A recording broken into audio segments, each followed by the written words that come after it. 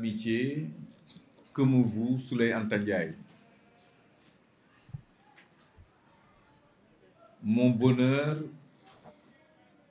est dû aussi au plaisir et au privilège de siéger à côté de ce que Souley Anta nomme avec bonheur, de celui que Souley Anta nomme avec bonheur un monument de la poésie sénégalaise et africaine, Amadou Lamine Sall, à qui cette journée est dédiée. C'est une dénomination méritée, conquise au fil des ans, par sa capacité à sculpter les mots et à leur faire dire ce que nous ne pouvons pas dire. La poésie est un privilège, une grâce, dirais-je. Cette grâce a touché Souley Anta, et il est heureux que cette grâce soit partagée avec Amadou Lamine, très tôt identifié par le président Senghor comme son successeur spirituel. Je pense que les jeunes ne savent pas par quel cheminement il a gravi les échelons de la poésie au point d'avoir été honoré au Maroc, un honneur qui est le nôtre, puisque c'est un fils du pays.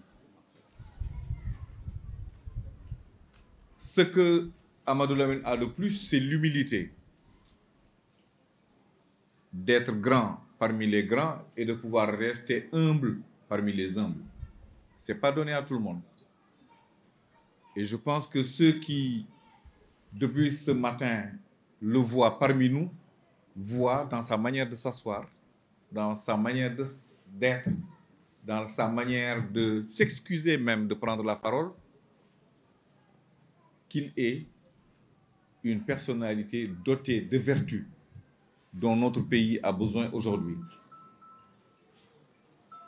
J'ai commencé par Amadou Lamine Sall, j'aurais dû commencer par notre édile, Babacar Mbeng, qui est pour moi un frère, un jeune frère, pour plusieurs raisons. Nos relations familiales avec sa maman, à qui je souhaite une longue vie et une meilleure santé, mais aussi et surtout parce que nos parents se connaissent depuis, dirais-je, une éternité. Et le Dakar dans lequel nous avons grandi, je le dis souvent aux jeunes, c'était un Dakar avec 5 millions d'habitants. Le dire aujourd'hui peut paraître irréel, mais le Dakar des années 70, 64, 65, allez voir dans les archives, c'est 5 millions d'habitants. À l'indépendance, je crois qu'on était 3 500 000 habitants au moment où son père occupait les plus hautes fonctions dans ce pays, parce qu'il est quand même le fils d'Alioune Badara Mbeng, qui a occupé plusieurs postes ministériels sous le président Senghor, et qui, comme toutes les hautes personnalités du temps du président Senghor, ne quittait pas les quartiers dits populaires pour rejoindre les quartiers résidentiels. C'est ce qui explique que sa famille habite encore à Anne, au point d'y avoir pris racine. Donc, hommage à notre père Alioune Badara Mbeng, hommage à sa famille, hommage aux jeunes maires, députés maires que tu es, et qui est promis, Inch'Allah, à d'autres défis. Inch'Allah, nous prions pour toi, pour que ça se réalise, parce que lorsque je le dis, ça vient du cœur. Je sais que tu es faite de la matière du papa, et que, Inch'Allah, doomu ñay duñ ko ñaanal rëy gudd fan rek lañ koy ñaanal. Quelquefois très conciliant, je suis le cours ou le rythme de la vie de mon pays. Donc au-delà de minuit, comme le titre l'indique, c'est un recueil où j'essaie d'alerter. Parce que, je le dis, je ne le cache pas, nous vivons des moments inédits au Sénégal. Le Sénégal n'a jamais traversé ces ondes, ces vagues de mépris, ces vagues d'ignorance, ces vagues de malfaisance venant de partout. Alors, dans beaucoup de textes ici, je dénonce, par exemple, la façon dont le pays est dirigé, la façon dont l'élite se comporte. S'il faut me considérer comme un poète, il faut dire que je suis un poète engagé. Je ne suis pas quelqu'un qui écrit tout le temps sur la pluie et le beau temps. Moi, j'écris parce que je suis choqué. Et je veux que les choses changent. Je veux que les gens soient conscients que présentement, le pays est en danger. Sur le plan politique, nous n'avons jamais vécu une séquence historique pareille. Alors, c'est entre autres objectifs visés, peut-être, directement ou indirectement. Mon but essentiel, c'est de faire comprendre à travers ma poésie qu'on doit changer les choses à tous les niveaux. J'ai un vécu qui me permet de dire certaines choses. Et je partage ce que je ressens avec le monde, le reste du monde. C'est un peu ça, hein, en résumé, pourquoi j'ai écrit ce recueil. En tant que fils de Anne, est-ce que dans votre nouvel ouvrage, est-ce que vous avez mentionné dans les mots dont s'ouvre cette zone telle que le baie d'Anne? Mais bien sûr, vous prenez le recueil, il y a une partie qui est presque consacrée à mes sensations qui sont nées à Anne, qui sont nées depuis Anne. Je parle ici de Tolouma Ibregueye. Tolouma Ibregueye était un endroit ici, derrière Thiaroye Automobile, derrière les cimetières, où chaque année, le papa de cet homme qui est là-bas, Samba Gueye, cultivait de l'arachide. Et pendant la récolte, mais tout le village venait l'aider à récolter l'arachide. Mais après la récolte, mais lui, il redistribuait l'arachide à ceux qui étaient venus là le récolter. Il se retrouvait presque avec rien du tout. C'était tellement beau. Ça, c'est Yarakh. Mais il y a évidemment la baie qui était l'une des plus belles baies au monde et qui est devenue ce qu'elle est devenue aujourd'hui. Et malgré toutes les promesses faites par les autorités compétentes, mais on n'a pas encore vu même le début du tunnel. Alors, j'en parle bien évidemment. Yarakh, et je ne vous le cache pas, moi j'ai fait un peu le tour du monde, mais Yarakh est ma source d'inspiration principale. C'est un endroit, un village que j'aime. Vous avez vu hein, la solidarité qui existe ici. Alors, ça fait des années que je ne suis pas à Yarakh, mais partout où je suis, je parle de Yarakh. En tant qu'intellectuel qui vit en Russie précisément, alors qui dit la Russie pense automatiquement les communistes. Alors, en tant que Sénégalais, comment vous alternez les deux cultures et les deux pays qui ont une différence gigantesque? Comment vous pouvez expliquer cela? Bon, d'abord, je ne suis plus en Russie, je suis rentré. J'étais en diplomatie. Comme diplomate, j'ai passé plus de temps à Paris qu'à Moscou, par exemple. J'ai passé 9 années à Paris, à l'UNESCO. Comme diplomate, je n'ai passé que 5 ans à Moscou. Mais j'ai fait toutes mes études supérieures. Bon, j'ai totalisé 15 années de présence en Russie. Mais j'ai fait des études aux États-Unis aussi, à la Columbia University de New York. Mais alors, ce que je veux dire, c'est que la Russie est un très beau pays. J'adore ce pays. Nous sommes allés en Russie au temps où elle était soviétique.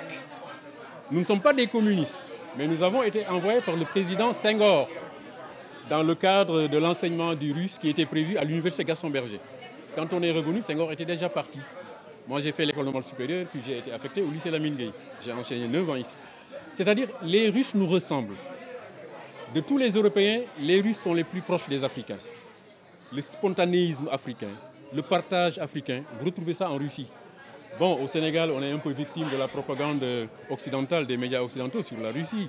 Je vous jure, quand vous allez en Russie, vous verrez qu'il y a une énorme différence entre ce que les médias occidentaux racontent et ce qui se passe réellement là-bas. La Russie est un beau pays, c'est un pays culturel, où la culture est mise toujours au devant. C'est un pays où les gens sont, je veux dire, les Russes sont un peuple ouvert. Je ne suis pas en train de faire leur propagande, hein. J'ai vécu beaucoup d'années chez eux. Évidemment, il y a des aspects négatifs, etc.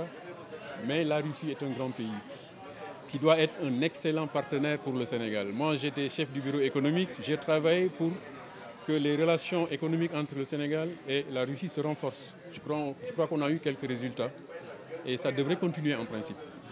Pour terminer, quel message lancez-vous à l'endroit de cette jeunesse sénégalaise petit à petit, du côté des études, du côté de trouver un emploi, ça devient entre la croix et la bannière. Qu'en pensez-vous et quel message lancez à l'endroit de cette jeunesse? Vous savez, quand on parle de jeunesse, moi je dis que tout ce que nous avons, tout ce que nous obtenons, c'est à travers un combat individuel d'abord. Le ministre Amadou Tidiane en a parlé, je pense. C'est à travers un combat individuel. Vous prenez l'actuel président Macky Sall.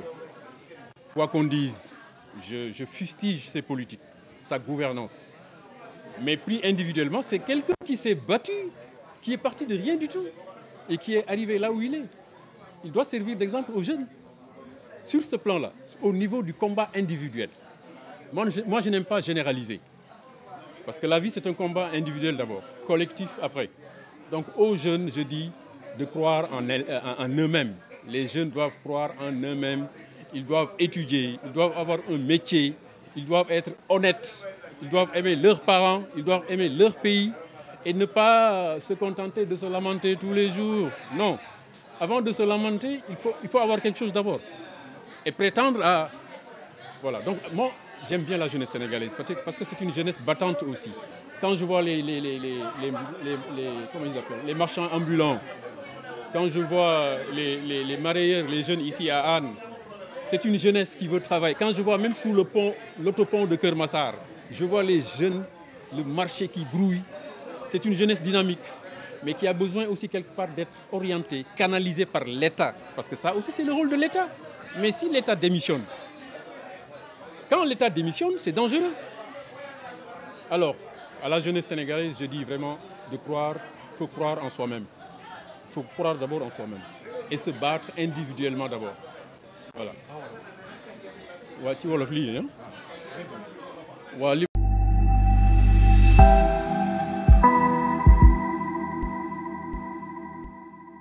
métier, na nga respecter ses parents, na nga respecter dëkk bi, hein, li ci des avec un peu de volonté léppay baax quoi. waaw Yarax. voilà géej gi dañ koy déplorer ah dañ koy ba tey dañ koy ci mbébét yi la bokk quoi. baie de Hann moo fi gënoon rafet ci baie yi presque ci baie yi monde yëpp presque moo ci gënoon rafet mais ni mu mel tey ñaaw na et puis baaxul ci côté santé baaxul ci nit ñi fii état bi proposé nañu ba tey ay projet mais dara doxul ci nit ñi dañu dégg ay milliards kenn du gis dara te gis ngeen dëkk bi mu mel dëkk bi du dëkk bu kii quoi dëkk bu yàlla am na lu fi yàlla def ci dëkk bi bu ñu góorgóorloo tuuti rek mu nekk dëkk bu doy waar ci biir Sénégal donc waa Yarax dama leen respecté dama leen bëgg amul lu may def du ma ci boole Yarax voilà ñu ngi ñaan peut-être nag autorités yi ñu gën a xool gaawantu ci liggéey bi ñu wax ci baie de Hann bi fu mel ni Mbacké Seck mu ngi ciy liggéey bu bëri macha allah am na ñeneen aussi ñu ciy liggéey mais li ñu ñaan mooy autorités yi jublu ci baie de Hann parce que fii boo xoolee fii c'est le poumon écologique de Dakar voilà donc là loolu la mënoon wax ci. Ils ont réussi un taux de recouvrement plus que satisfaisant. Et que les avocats qui en avaient dû passer